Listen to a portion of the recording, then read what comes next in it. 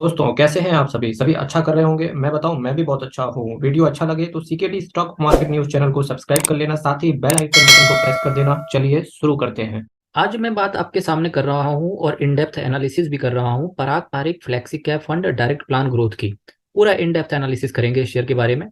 और ये शेयर जो मैंने लाया हुआ है वो इस वजह से लाया हुआ है कि वो जो लोग म्यूचुअल फंड में इन्वेस्ट करते हैं उन लोगों का, बहुत सारे लोगों का मानना ये हो गया है कि इस म्यूचुअल फंड में ना, जो ये फ्लेक्सी कैप फंड है पराग पारिक का, इसके अंदर वो बात नहीं रही। तो वो जो लाइन है ना, इसके अंदर ये बात नहीं रही, तो ये बात क्यों नहीं रही, आइए उसी से रिलेटेड मैं इन डेप्थ एनालिसिस करके बताऊंगा। पूरा वीडियो देखना, आपको बहुत सारी चीजें यहाँ से क्लियर हो जाएंगी।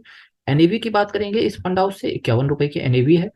3 साल के सीएजीआर के हिसाब से बात करेंगे तो 22% के सीएजीआर के हिसाब से इस कंपनी ने रिटर्न आपको बना के दिया है। ठीक है। अगर मैं मैक्सिमम चार्ट को यहाँ पे ओपन कर दूँ तो देखिए, मैक्सिमम इस कंपनी ने 18% के सीएजीआर के हिसाब से रिटर्न बना के दिया है।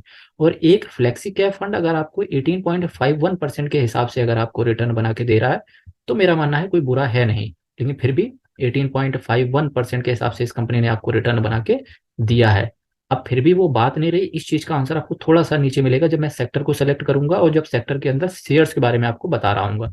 ठीक है, आप बस सुनते रहिएगा केवल।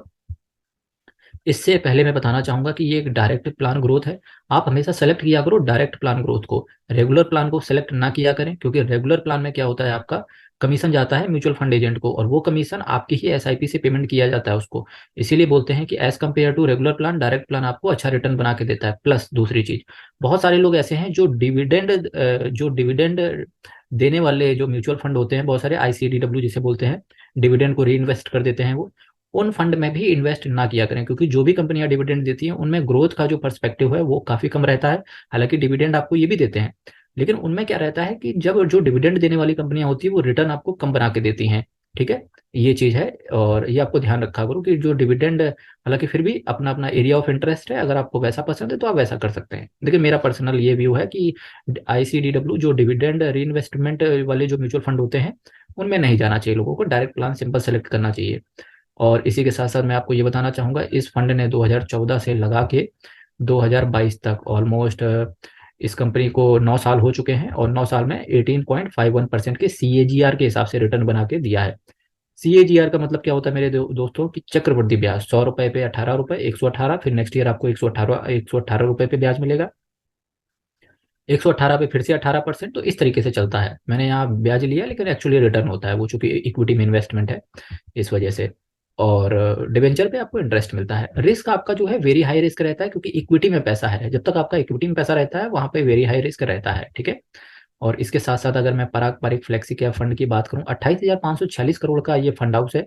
0.76% का एक्सपेंस रेशियो है। कैश होल्डिंग ये 8.33% है। कैश होल्ड करके चल रहे हैं, क्योंकि इन्हें ऐसा लगता होगा कि आने वाले समय में मार्केट क्रैश हो सकता है, जिसकी वजह से ये हो सकता है नीचे चल के इन्वेस्ट करें। निफ्टी 500 टोटल रिटर्न इंडेक्स को इन्होंने पकड़ा हुआ है। और बहुत बड़ा दायरा कवर किया है निफ्टी 500 को। और ये कुछ एग्जिट लोड आपसे पड़ जाएगा 1% का, अगर आपने कोशिश करी 1 साल के अंदर पैसा निकालने की। तो अल्टीमेटली आप ऐसे समझो 2 साल के अंदर इस कंपनी के अंदर आपको रहना ही पड़ेगा। ठीक है। आइए सेक्टर की बात कर लेते हैं इस कंपनी की। Financial services, technology, consumer staples, automobile, यहाँ पर ये कंपनियां हैं जहां पर आपका पैसा डिप्लॉय रहता है। इसी के साथ साथ आइए, अब जो छोटी छोटी मगर मोटी बातें खत्म होती हैं और अब मेन चर्चा यहीं से शुरू हो जाएगी कि वो जो आंसर था ना कि इस फंड में दम नहीं रहा, तो विद एग्जांपल मैं आपको यहाँ पर बताऊंगा कि क्यों ऐसा इस समय इन्वेस्टर्स के पास ये ट्रस्ट कम देखने को मिल रहा है इस फंड हाउस से। देखिए, सबसे पहले तो housing development finance corporation, HDFC की यहाँ पर बात हो रही है। एचडीएफसी में इन्होंने 8.45% बहुत बड़ा फंड लगा रखा है। एक तो पहली समस्या यहाँ पर कि इन्होंने बहुत सारा फंड ना एचडीएफसी में लगा दिया। तो एचडीएफसी ने रिटर्न लोगों को बना के दिया ही नहीं है पिछले 1 साल में। 2022 की बात करेंगे तो रिटर्न बना के दिया ही नहीं बिल्कुल। तो और उसमें भी इनका 8.5% पैसा डिप्लॉय है। तो एक तो पॉइंट ये हो गया, क्या एचडीएफसी खराब हो गया? नहीं, अभी बहुत सारे लोगों को एचडीएफसी पे भरोसा है। अगर बहुत सारे लोगों को भरोसा है तो अगर एचडीएफसी ने भी थोड़ा भी अच्छा काम किया और रिटर्न अच्छा बना तो ये फंड एकदम से आ जाएगा 20 से 21% के सीएजीआर चट से। अदर्स में इनका पैसा 20.41 पैसा डिप्लॉय रहता है। बजाज होल्डिंग्स, इस कंपनी ने भी काफी कम रिटर्न बना के दिया। आईटीसी, इस कंपनी ने भी बहुत कम रिटर्न बना के दिया। हालांकि आईटीसी के लिए 2022 अच्छा रहा, कहीं ना कहीं 200-250 रुपए के रेंज में चलने वाला शेयर 300-350 के आसपास पहुंच गया, लोगों को बना के दिया। आईसीआईसी बैंक रिटर्न बना के नहीं दिया। एक्सिस ने रिटर्न बना के दिया। एचसीएल टेक्नोलॉजी, देखिए जो टेक्नोलॉजी सेक्टर है 2022 के लिए खतरनाक ही रहे, कोई भी रिटर्न बना के नहीं दिया। क्या शेयर खराब हो गया? नहीं, शेयर तो खराब नहीं हुआ। पावर ग्रिड कॉर्पोरेशन, लोगों को रिटर्न बना के ठीक एज यूजुअल दिया। एंड माइक्रोसॉफ्ट कॉर्पोरेशन, अल्फाबेट, ये आपकी नजर में होना चाहिए। माइक्रोसॉफ्ट, अल्फाबेट, और यहाँ पर एक शेयर को और कवर करो, यहीं पर वो आंसर निकल के आएगा, अमेजॉन यूएसए, है ना। Microsoft, alphabet, Amazon. देखिए जब से जो बाइडन आए, और यहाँ पर इनका पैसा पड़ा हुआ है 11% के आसपास, ठीक है। जब से जो बाइडन यूएस में आए हैं, वहां पर उनका मैनेजमेंट बहुत खराब है। और जो नेस्डेक का जो इंडेक्स है, जो एनवाईएसई न्यूयॉर्क स्टॉक एक्सचेंज है, करीब करीब ना 40% के आसपास ना उनके शेयर से सारे स्वाइप हो गए हैं। सारे शेयर से 40% के आसपास गिर गए हैं। उसमें बड़ी से बड़ी दिग्गज कंपनियां, चाहे वो टेस्ला ले लो, एप्पल ले लो, माइक्रोसॉफ्ट ले लो, गूगल ले लो, अमेजोन ले लो, इवन अगर आप मेटा, जिसे आप फेसबुक बोलते हो, वो ले लो, है ना। तो ये सारे शेयर गिरे हुए हैं वहां 30 से 40% के आसपास, ठीक है। क्या वो शेयर हमेशा गिरे रहेंगे? नहीं, वो शेयर तभी तक गिरे रहेंगे जब तक जो बाइडन जाते नहीं है। जिस दिन जो बाइडन गए, कोई भी अच्छा मैनेजमेंट पकड़ेगा, और मुझे ऐसा लगता है आने वाले समय में डोनाल्ड ट्रंप आएंगे। डोनाल्ड ट्रंप जैसे ही आएंगे तो यूएस की इकोनॉमी फिर से सही हो जाएगी, और वो शेयर अल्टीमेटली आपको ना 80 से 90% ऊपर जाते हुए देखने को मिलेंगे, क्योंकि 40% ये लॉस कवर करेंगे, प्लस लोगों को रिटर्न भी बना के देंगे। तो अब क्या करना है इस समय? तो जैसे ही वो रिटर्न बना के देंगे, तो आपको ना जो ये 12% इस कंपनी के अंदर पड़ा हुआ है, ये कंपनी भी रिटर्न बना के आपको यहाँ से म्यूचुअल फंड हाउस देगा। उसी समय इसका सीएजीआर चट से जाके ना 22 से 26% का हो जाएगा। तो क्या इस म्यूचुअल फंड में दम नहीं रही? मेरे हिसाब से दम तो अभी भी है इसके अंदर। दम तो अभी भी है, बस आपको ना इस फंड हाउस को टाइम देना है, क्योंकि ये इसका चल रहा है स्ट्रगल पीरियड। क्योंकि इन्होंने जितने भी शेयर को सेलेक्ट करे हुए हैं, चाहे इनकी किस्मत खराब बोलो या कुछ भी बोलो, जितने भी शेयर सेलेक्ट करे हैं, सब पे कहीं ना कहीं इंटरनल बिजनेस खराब नहीं है किसी का भी। चाहे आप एचडीएफसी का ले लो, माइक्रोसॉफ्ट का ले लो, गूगल का ले लो, अमेजोन का ले लो, बिजनेस खराब नहीं है। लेकिन क्या है, शेयर रिटर्न नहीं दे रहा है। हीरो मोटोकॉर्प की बात करेंगे, ये देखिए जैसा कि इन्होंने शेयर जो सेलेक्ट करे हैं ना, बस इन्हीं के शेयर खराब चल रहे हैं। और जैसे हीरो मोटोकॉर्प के ले लो, कोई रिटर्न बना के नहीं दिया। कोल इंडिया को ले लो, इन्होंने बहुत ब्लू चिप कंपनी उठाई हुई है, लेकिन ब्लू चिप के साथ साथ रिटर्न बना के नहीं दे रही है ये कंपनियां। बस इस वजह से ये फंड हाउस खराब हो जाता है। और ये सारा किसकी गलती थी? मैनेजमेंट की गलती तो मैं नहीं बोलूंगा, क्योंकि सारी बेहतरीन कंपनियां हैं। आईईएक्स 2021 में अच्छा रिटर्न बना के दिया, 2022 में रिटर्न नहीं दिया। सीडीएसएल, हालांकि लोगों का भी भरोसा है, रिटर्न भी ठीक दे रहा है। फेसबुक, देखो फेसबुक में भी पैसा इनका है, जिसे आप मेटा बोलते हैं। Motilal Oswal financial services multi commodity exchange, MCX ने भी लोगों को पैसा बना के नहीं दे रहा है, 5% के आसपास आज ही गिरा ये। सन फार्मास्यूटिकल, एनएमडीसी, एनएमडीसी स्टील से अलग हो गया, तो इस कंपनी ने भी डिविडेंड की वजह से 11 से 12% आया, इसी वजह से इनका सीएजीआर 18% के आसपास है। कडिला हेल्थ केयर 22 में रिटर्न आया ही नहीं। इप्का लेबोरेटरीज, बालकृष्ण इंडस्ट्रीज 2022 में, देखिए इन्होंने जितने भी शेयर सेलेक्ट करे हैं 2022 में, इन किसी भी शेयर ने अच्छा रिटर्न दिया ही नहीं बना के।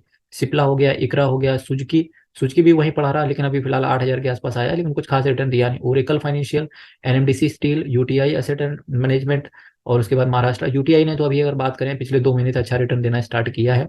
और Maharashtra scooters, HDFC bank limited, और निफ्टी फिफ्टी में माइनस, निफ्टी फिफ्टी में -0.59। शायद ये इन्होंने निफ्टी फिफ्टी के जो भी शेयर है उनसे एग्जिट करते हुए ये दिखे हैं, इन्होंने शायद लॉस भी बुक करा है ये 2,166 करोड़ का। अब जो इनका लॉस जो इन्होंने बुक करा होगा, इससे जो इनका फंड आया होगा, तो नई स्ट्रेटेजी किस तरीके से ये लगाते हैं, किस तरीके से काम करेंगे, ये देखने वाला रहेगा। किस किस फंड से एग्जिट किया है ये नेक्स्ट वीडियो में जरूर लेके आऊंगा, क्योंकि अब जो इनका डिटेल आएगा, सेबी को जब ये अपना पूरा डेटा पकड़ाएंगे, उसके बाद में करीब जनवरी या फरवरी के लास्ट तक वीडियो आते हुए देखने को मिलेगा। तो उस पर मैं इन डेप्थ एनालिसिस फिर से लेके आऊंगा। तो क्या ये इंडेक्स खराब हो गया? क्या ये फंड खराब हो गया? नहीं, नहीं इंडेक्स खराब हुआ, नहीं फंड खराब हुआ। बस केवल इन्होंने जो शेयर सेलेक्ट करे थे, बिल्कुल premium blue chip share select किए थे, और वो शेयर का समय खराब चल रहा है बस। तो ये होप्स हो कि आप समझ गए होंगे what I am trying to convey you. Quant flexi cap fund direct plan growth की बात करेंगे, और ये अल्टरनेट है। अगर आपको नए हैं, अगर आप विश्वास नहीं करते हैं कि हमने किसी ऐसे फंड का स्ट्रगल के टाइम पे साथ देना चाहिए, तो वो भी हमारे साथ खड़ा रहेगा। तो अगर आप दूसरे में अल्टरनेट आपको प्रोवाइड करता हूँ, quant flexi cap fund direct plan growth, PGIM India flexi cap direct, PGIM भी एक अच्छा फंड हाउस है। PGIM India flexi cap direct, और HDFC retirement saving fund saving fund, equity plan, direct growth. मैं हमेशा direct पे ही focus करता हूँ, रेगुलर प्लान को बिल्कुल सेलेक्ट नहीं करता, ना ही डिविडेंड री इन्वेस्टमेंट पे फोकस करता हूँ। फिर भी अगर आप चाहेंगे तो मैं उसके लिए भी डिटेल एनालिसिस लेके आऊँगा। 28,540 करोड़ का एसेट अंडर मैनेजमेंट है। और इसकी बात करूंगा पीपीएफएएस की, तो 32,000 करोड़ का एसेट अंडर मैनेजमेंट है। 7 स्कीम को ये मैनेज करते हैं। पराग पारिक हो गया और क्वांट हो गया। ये एक ऐसे फंड हाउस है जिन पर लोगों को ट्रस्ट भी कम है, और ट्रस्ट कम होने के साथ साथ लोगों को रिटर्न भी अगर ये डुबा दे तो डेफिनेटली लोगों का ऐसा मूड आ जाता है कि इस फंड में दम नहीं रह गया। तो क्या शेयर खराब है? नहीं, शेयर तो खराब नहीं है, शेयर बहुत ब्लू चिप है, बस रिटर्न कम बना के दे रहे हैं लोगों को। फिर भी 18% के सीएजीआर के हिसाब से रिटर्न आ रहा है पिछले 9 साल से। तो लोगों को क्या है कि आप देखिए, अब मैंने पूरा इन डेप्थ एनालिसिस कर दिया है। अब आपको डिसीजन करना है कि रुकना है कि एग्जिट करना है। और तो ये रहा आज का मेरा पूरा वीडियो। आप अपने रिव्यू कमेंट बॉक्स में जरूर दें। स्वागत है आपका। 1000 सब्सक्राइबर का मेरे मित्र टारगेट है, अचीव करने में आप मेरी हेल्प करें। और कल फिर मैं एक SBI blue chip fund direct plan growth की बात करूंगा मेरे मित्रों। तो कल फिर मिलेंगे, सेम टाइम सेम चैनल। तब तक के लिए बहुत बहुत धन्यवाद।